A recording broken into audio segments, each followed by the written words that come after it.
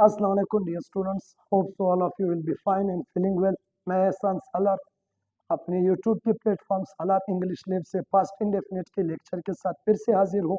एक लेक्चर हमने past indefinite का ऑलरेडी कवर किया था, जिसमें मैंने आपको बताया था कि इसका स्ट्रक्चर क्या है, इसको आपने यूज़ कैसे करना है, इसका तरीक़ाकार क्या है। आज के लेक्चर में मैं कोशिश करूंगा कि मैं इसी टेंस को अप्लाई करके आपको दिखा सकूं कि ये आपकी स्पीकिंग और राइटिंग में कैसे यूज़ होते हैं।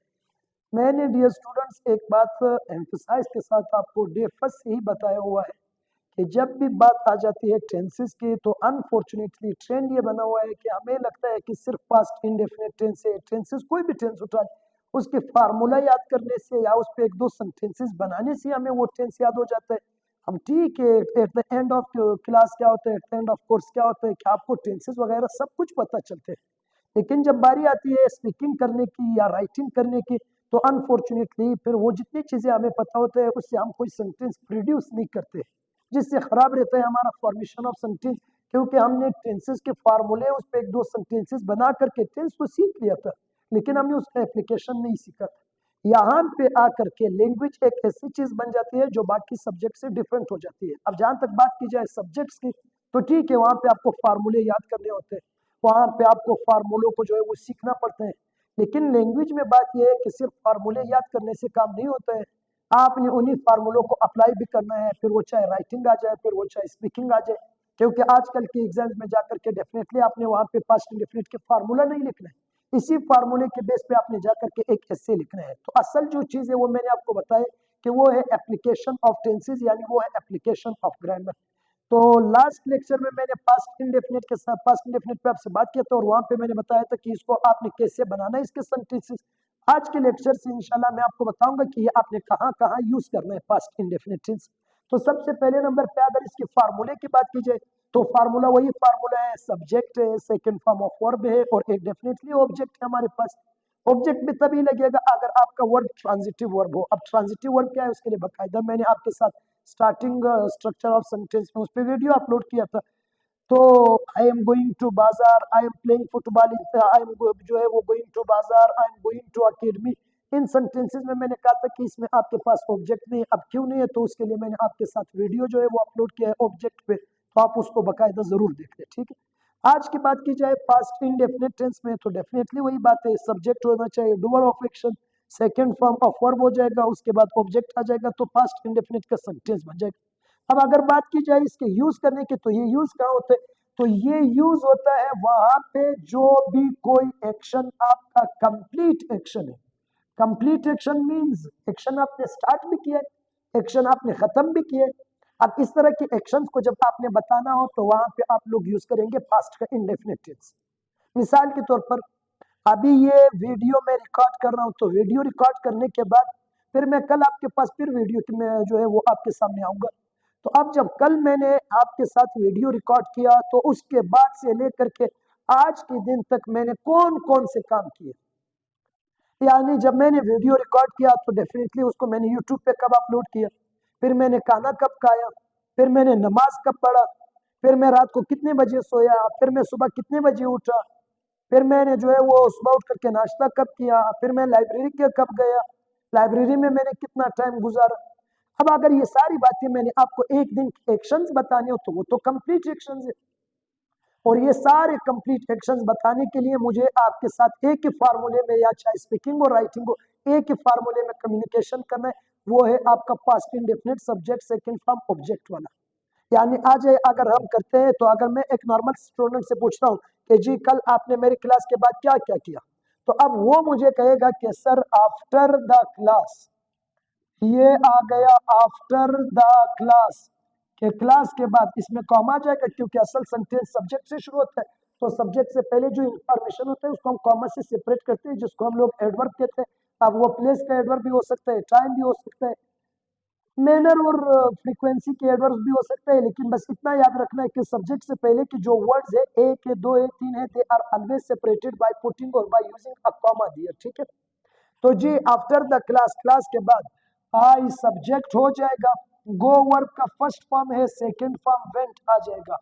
तो जी आई वेंट टू लाइब्रेरी, तो क्लास के बाद जी फिर मैं लाइब्रेरी गया। आप जरा देखिए ये एक कंप्लीट एक्शन है, शुरू भी हुआ है, आप लाइब्रेरी गए भी वापस भी आए, तो ये एक कंप्लीट एक्शन है, तो पास्ट इंडेफिनिट टेंस।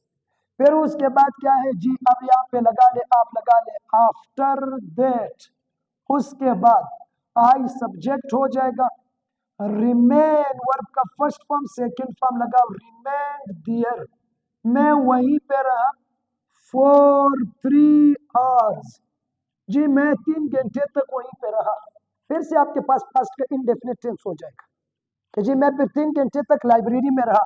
फार्मूला आप देख ले, सब्जेक्ट है, सब्जेक्ट के बाद सेकंड फॉर्म ऑफ वर्ब है, so I remain there for 3 hours, मैं 3 घंटे तक वहां पे रहा।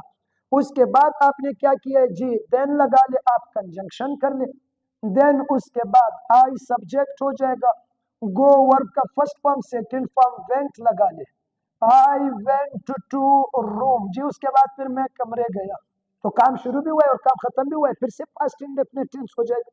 उसके बाद आपने क्या किया है जी, आफ्टर दैट, उसके बाद आफ्टर दैट, उसके बाद आई सब्जेक्ट हो जाएगा, टेक वर्ब का फर्स्ट फॉर्म है, सेकंड फॉर्म टुक लगा ले, तो जी after that I took food, उसके बाद मैंने खाना खाया।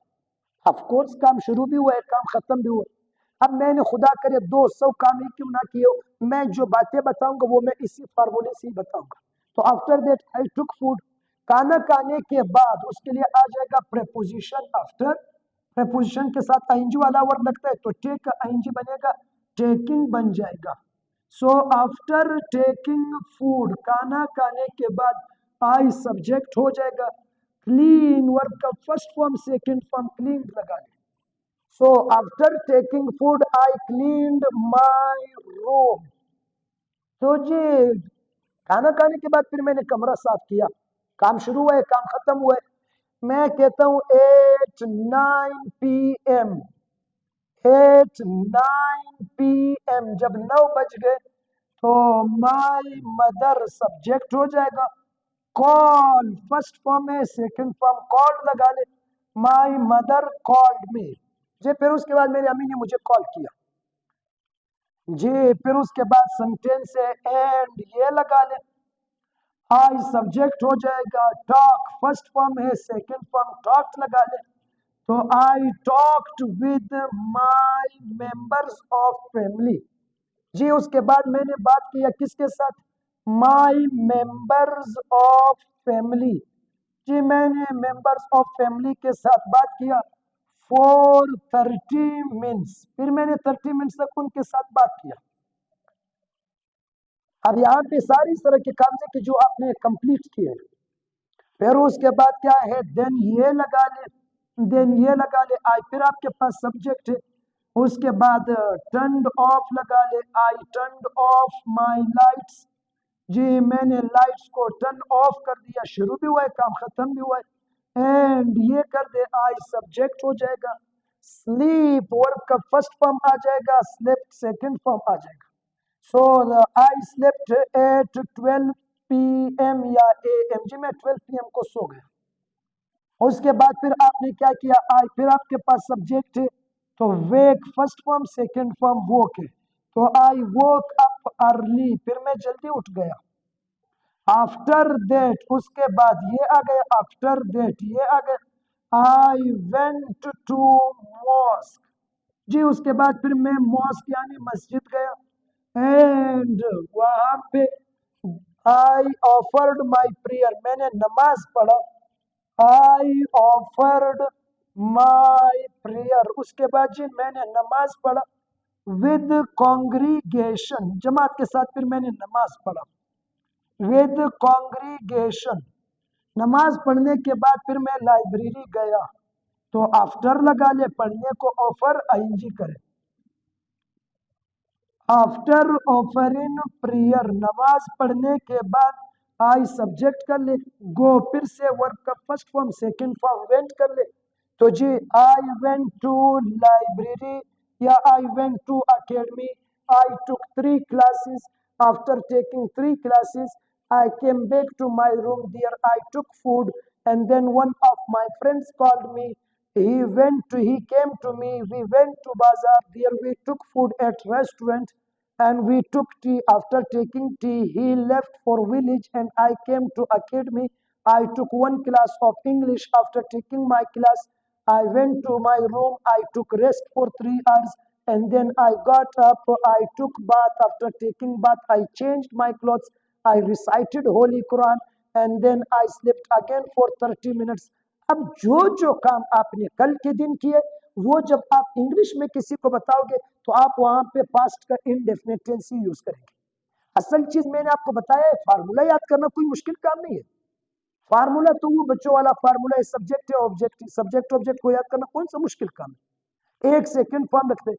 लेकिन मैंने कहा है कि असल चीज क्या है, वो है एप्लीकेशन ऑफ फार्मूला।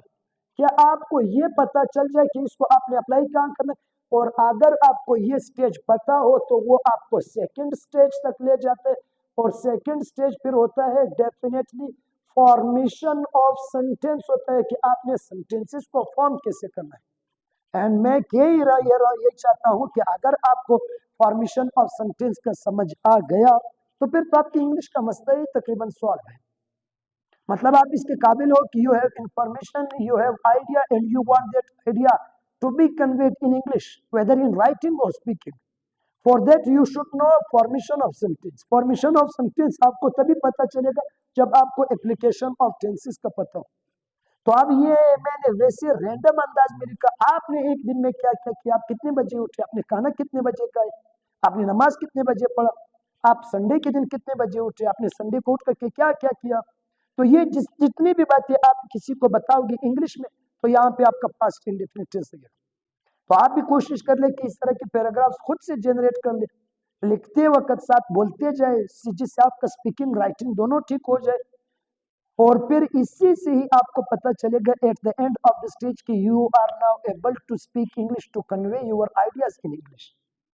और मैं वही कहता हूं कि सब्जेक्ट एक लैंग्वेज है, लैंग्वेज में जितना प्रैक्टिस करेंगे, the more you practice the more you learn. तो जितना आप प्रैक्टिस करेंगे चीजों का उतनी चीजें आपके लिए आसान होती जाएंगी। तो आप इसी तरह के खुद से पैराग्राफ बना करके देख ले कि आपसे पैराग्राफ बनता है या नहीं बनता है, फिर खड़े होकर के उसको स्पीकिंग में अपने साथ बोले, फिर देख ले कि क्या आपसे स्पीकिंग हो रही है या नहीं।